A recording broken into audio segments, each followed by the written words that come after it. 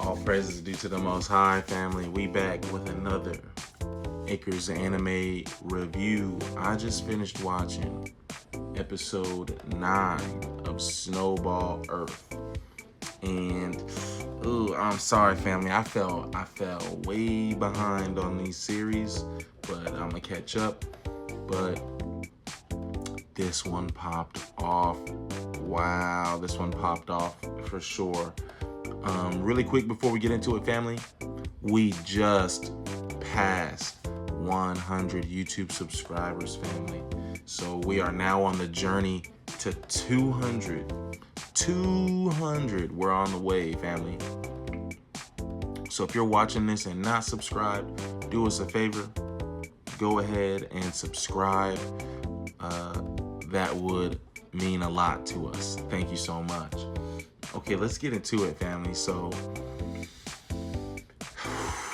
we had a straight up, we've been having, right, kaiju battles.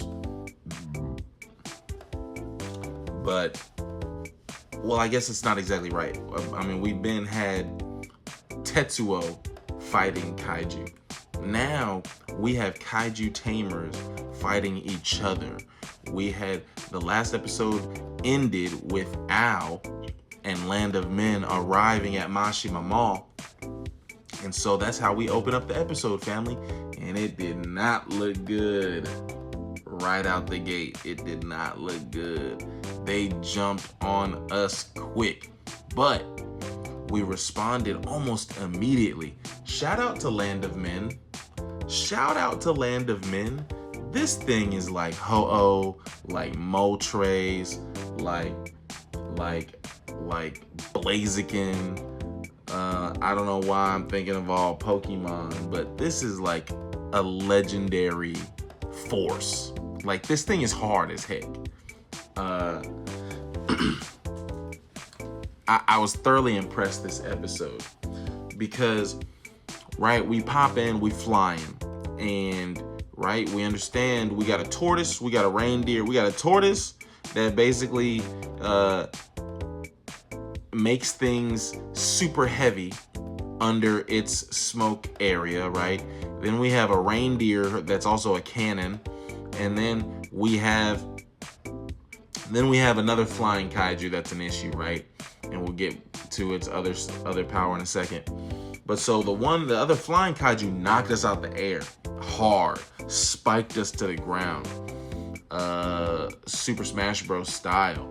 And because of the flames on Land of Men, we went deep into the snow, right? So we got a second to think of a plan. And we take a note out of Lemillion's book, right? And we use that moment that we're out of the enemy's vision to take them by surprise. So instead of coming, so at first they shot up like a huge tornado of flames, right? And they thought that they were coming up, so they were distracted. While the flying one and the reindeer one was distracted, we went for the tortoise. Now this is when we learned what the tortoise did, and it let out a bunch of smoke, and it made everything under the smoke, like it applied super gravity onto it, right? But because we can manipulate flames, we were able to take it out without moving. Boom, now we on to the reindeer. We take him by surprise and we knock him out, right? Quick, like with a quickness. And I think we torched that reindeer too. Then we get into a tussle with the flying guy, right? Because he's kind of an issue. And so he knocks us back out of the air again. And in fact, he knocks us like in front of the tower that Grandma and dang, I forgot his name, but Hagane's dad, like Tetsuo's like adopted father at this point, right? I forgot his name, but that tower, Ao and Land of Men are basically like knocked right in front of it. They're making their final stand, right? And the flying kaiju lands. I don't know the guy's name on top of it, but you know, there's a guy on top of it the whole time. They land, and then he reveals that he can basically swap out he has like a flying mode, And then when he's not flying, he trades his flying abilities to like get super swole and super strong, right? So he basically transforms into this super swole kaiju, but he's landbound now. And Ao and Land of Men use this move called Child of the Sun. It's basically the meanest spirit gun like in this universe. That it was crazy. It was mind blowing. My mouth was agape.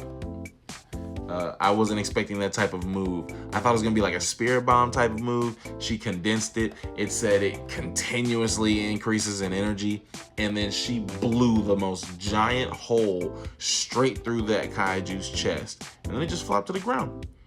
Now, in that moment of victory, though, oh my gosh, I was upset to see Hercules appear, and the thing about Land of Men is, when he's covered in flames, he looks hard, like nobody can touch him. He looks tough. As soon as his flames go away, it looks like a little baby chick. So you're like, oh my God, how can Hercules do that? What are you doing, man? And then Hercules was just wailing on him and wailing on him and wailing on him and wailing on him and wailing on him. And then Sagami's a trash talker. So he's like getting in Ao's head, and it's ugly. It's ugly. It's ugly, right? And now, before what happened next, we're going to talk about something I skipped over real quick. But so while plenty of this is going on, in fact, right before Hercules showed up, because Sagami showed up on top of it, Granny is having like a flashback. She's like, she overheard the enemies save the air day. So now she's having flashbacks. She's like, who the? And then she figures out, she's like, oh, this is like Sagami must be involved. And then that's when he appeared. But so she's familiar with him at least a little bit. I don't know exactly what that's gonna mean moving forward. But man, Hercules was just tearing Land of Men up. And also while this was happening, family, because Yukio is in shambles, right? So we went to the evacuation location, and lo and behold, we found a 3D printer. All we're missing is energy, family. We don't have electricity. So Yukio's thinking like, oh, okay, well, we can use my spare energy to use the 3D printer for repairs on Yukio, right? But then he thinks, oh, but then I won't have any spare energy to fight afterwards. So what we do is we're evacuating, right? So basically everybody from the mall is here. So we basically enlist all the men. I don't know if any of the women hopped in too, but definitely all the men hopped in, and we used kinetic energy via bicycles, right? We just lined up a whole bunch of bikes and made it so that it could feed the generator. The generator was operational, and Yukio made repairs to himself, right? Now, we saw what it looked like in a new drip alert. Like, he came hard with it. He was drippy and drippy. But what that means, we'll find out next episode. But as Hercules is wailing on Land of Men, and he's wailing and wailing, right? Yukio finally shows up. And it's gonna be so satisfying for Yukio and Tetsuo to put BTA on Hercules. Because good Lord. Oh, I forgot to, I just didn't mention, because it's not like a super important detail. In fact, he might be out of the equation now, because upon arrival, Tetsuo and Yukio took out like that chameleon. I think it's Hermes. The chameleon kaiju tamer, right? He was using the teleport technique, which is crazy. But I think he's kind of taken out. So we got to take out Hercules in the next episode. And it's going to be... If this was a preview into what we're about to see next episode, because Ao and Land of Men went off, so I need Tetsuo and Yukio to get some get back on Hercules and Sagami. All praises due to the Most High, family. Peace and love.